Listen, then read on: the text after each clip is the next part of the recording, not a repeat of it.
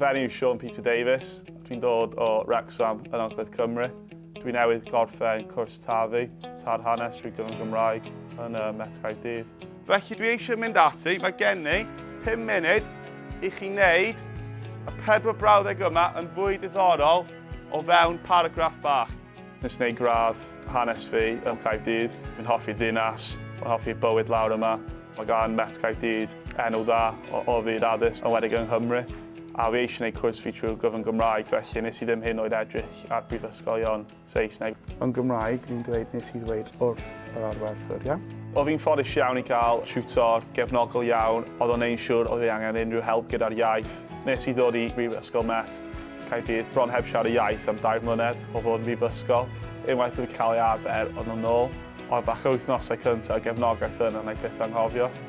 Gadael nhw trio wneud arben hun gyntaf. Fy mentor mae wedi bod mor gefnogol ers y dechrau. Mae wedi gwneud siŵr bod dwi'n adnabod y blant, eu anghenion nhw. Mae'n sicrhau, dwi'n gwybod beth dwi am wneud gyda nhw, sut i farcio eu waith, pa fath o waith cartref. Cofiwch yr arddodiad, dyma'r rhan bwysig. Dwi wedi bod yn ffodus iawn i gallu cael swydd. Mae'n bod brofiad hollol wahanol, ond un gyffrous dwi'n edrych ymlaen ati. Hoffi yna, da iawn. Rhai o hyn athrawon fi. O'n nhw'n ysbrydoli fi pan fi yn ysgol. Cyn mynd i ôl i brifysgol, i wneud gradd hanes fi, fi'n gwybod fi eisiau dod yn athro wedi'r gradd. Felly, jyst i helpu pobl, helpu disgyblion wella eu hunain, helpu nhw datblygu fel unigolyn i'r prifysgol nes i ddechrau'r cwrs.